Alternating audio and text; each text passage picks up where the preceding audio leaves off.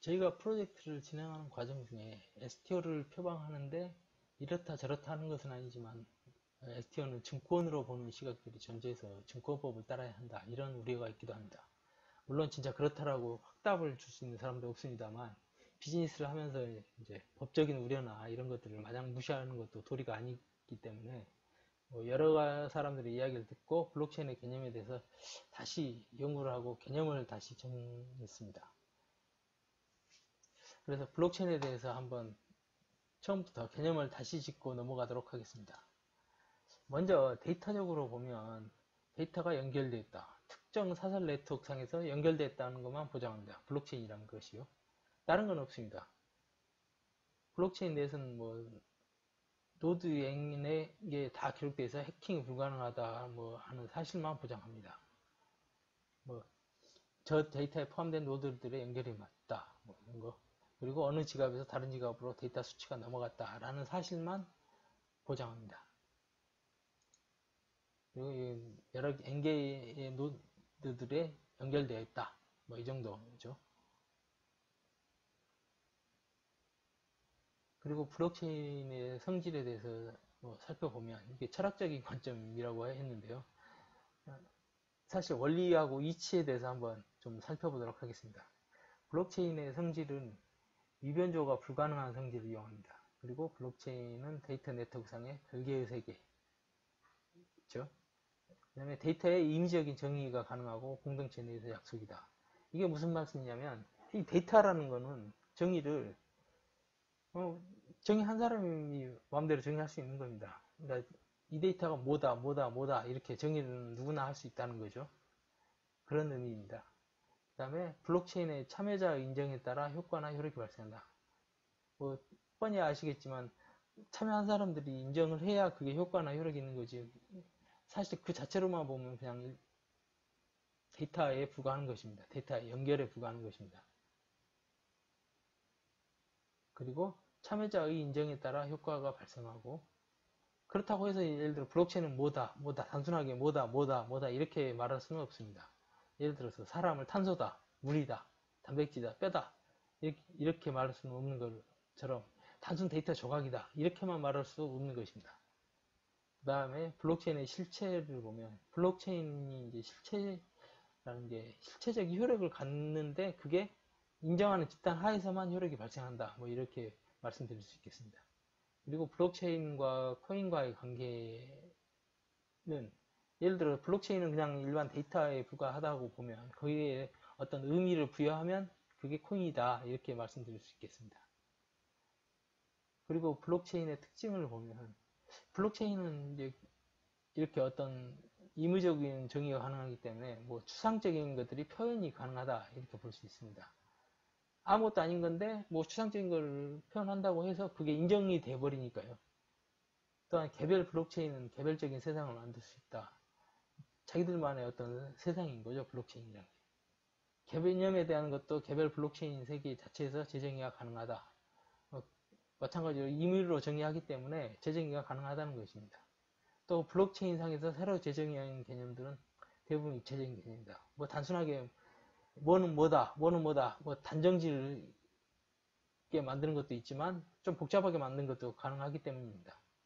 블록체인상의 코인 이동이라는 게 결국 사람과 사람의 거래가 아니라 지갑과 지갑 사이의 이동, 데이터 변화일 뿐이다. 데이터이니까요. 데이터의 변화가 맞는 거죠. 그 다음에 블록체인의 집단의 특징은 참여 구성원의 범위가 실시간으로 자유자재로 변한다. 그 집단 속에 속했는지 아닌지를 명확하게 구분하는 것이 가능하다. 블록체인 상에서 집단을 구성하고 표현할 수 있고 저절로 관리가 된다. 집단의 정의마저 다르게 할 수 있다. 당연한 이야기죠. 블록체인 지갑을 갖고 코인을 갖고 있으면 그 집단에 속한 것인 거고 아니면 아닌 것인 거죠. 마찬가지로 어떤 집단의 의미라는 것도 백서에 정하기만 하면 되는 거니까요. 또 블록체인의 하드포크, 임의 분리 및 증폭, 집단의 분리 및 중첩은 좀 이따 다시 설명드리겠습니다. 그 다음에 보증하지 않는 임의의 상징. 그렇죠. 블록체인에서 정의하는 것들이나 상징하는 것들이 누가 보증하는 건 아닙니다. 그 집단 하에서 인정만 하면 되는 것이니까요. 아까 말씀드렸던 뭐 집단의 분리 및 증폭에 대해서 한번 말씀드리도록 하겠습니다. 원래 비트코인이 하나만 있었는데요. 뭐 그 전에 비트코인 캐시로 분리됐습니다. 캐시 쪽에 지지하는 사람들이 좀 비트코인 기존 원래 코어 쪽의 어떤 행동들에 대해서 좀 불만을 갖고 별도로 하나 만들었습니다. 근데 그 사람들은 비트코인을 가진 사람은 캐시도 갖게 되는 겁니다. 여기서 일종의 복제보험 비슷한 게 생겼으니까요. 그냥 하나의 증폭이 된 겁니다. 그리고 비트코인에서 캐시 나왔는데 캐시에서 다시 작년에 캐시 ABC하고 SV로 또 갈라졌습니다. 또 서로 싸워서 뭐 해시 전쟁이 일어났습니다. 그리고 또 좀 지나서 이제 소리가 들리는 게 캐시에서도 또 발전된 형태의 ABC의 U가 또 나온다 이런 소리가 있습니다. 그러면 비트코인은 하나에서 4개가 되는 겁니다. 하나를 가진 사람이 이 증폭이 되는 것입니다. 좀 웃기는 이야기죠. 원래 웃으면 안 되지만 이게 증폭이 되는 것입니다. 이 증폭이 되는 문제이기 때문에 이게 재산으로 가치가 있냐 없냐 이거에 대해서 좀 부정적인 견해를 비칠 수가 있겠습니다. 그래서 원래 비트코인 하나의 집단에 속했다 보면 비트코인도 속하고 캐시도 속하고 또 캐시에 속한 사람이 SB도 속하고 중첩에서 속한다. 이게 화폐나 주식 뭐 어떤 재산의 가치로 보면 증폭이 도저히 일어날 수 없지만 어떤 집단으로 보면 내가 집단에 대해서 여러 집단에 동시에 속할 수도 있는 거지 않습니까? 그래서 블록체인은 집단으로 설명해야 가장 좀 가깝고 좀 제대로 된 기능을 설명한 것이 아닌가 싶습니다. 그리고 눈여겨봐야 될 게 어떤 블록체인에 대해서 어떤 가치나 지위에 대해서 말씀드리자면 이게 어떤 사람이 현금을 500만 원을 주고 받은 사람에게요. 근데 받은 사람이 500만 원, 500이라는 숫자를 나뭇잎에 써줬다고 하죠. 자필도 아니고 그냥 프린트 해줬다고 보면 이게 이것만 보았을 때 누가 누구에게 줬는지를 보증하지 않습니다. 또 도대체 이게 무엇인지를 보증하지도 않습니다. 블록체인도 이런 겁니다. 어찌 보면. 근데 그 비슷한 게 이제 예를 들어 플라스틱, 카지노 칩은 플라스틱의 숫자밖에 아닌데요. 근데 이 성질을 이용해서 카지노에서 가격과 교환되는 물질로 돈을 보장합니다. 얘는 그 카지노 집단 안에서는 보장이라는 걸 하죠. 또 얼마다 금액 자체도 딱 고정이 되어 있습니다. 보장을 하니까 명확하죠. 근데 이제 플라스틱이지만 그 안에서는 뭐 상징과 가격 보장이 약속이 명확합니다. 근데 얘는 블록체인은 이마저도 못한 것이 있는데요. 이렇게 코인에 대해서 부정 아니면 부정적으로 설명합니다만 뭐 현실이 그렇습니다. 그래서 저 카지노 칩만도 못하는데 왜 이렇게 되는가 보면 이게 블록체인이라는 게 어떤 개념이나 이런 것들을 임의로 제정할 수 있기 때문에 개념의 변화나 어떤 추상적인 개념이 효력을 발생할 수 있다. 이렇게 말씀드릴 수가 있습니다. 그래서 그걸 바탕으로 해서 ESTO의 변화된 개념에 대해서 말씀드리자면 ESTO는 참여자의 금전이나 현물을 투자와는 근본적으로 다른 개념이고 최종적으로 지향하는 극히 원론적인 개념상의 목표만 비슷하다. 이렇게 말씀드릴 수 있습니다. 어렵죠? 이게 다시 말씀드려서 무슨 얘기냐면 짜장면 그 모형이 있습니다. 잠시만요. 네. 이 짜장면 모형이 있고 짜장면이 있는데요. 실제 이건 짜장면 사진, 이게 짜장면 모형이라고 합니다. 이게 짜장면 모형이 있는데 실제로 이 모형이 짜장면은 아닙니다. 짜장면 모형은 플라스틱으로 본질적으로는 짜장면이 아니죠. 상징의 효력만 발생시키죠. 예를 들어 홍보라는 목표를 위해서 동일한 효과를 내는 거죠. 그렇지만 이걸 짜장면이라고 할 수는 없습니다. 그렇듯이 이게 근본적으로는 다른 개념이고 최종적으로 지향하는 극히 원론적인 개념상의 목표만 비슷하다.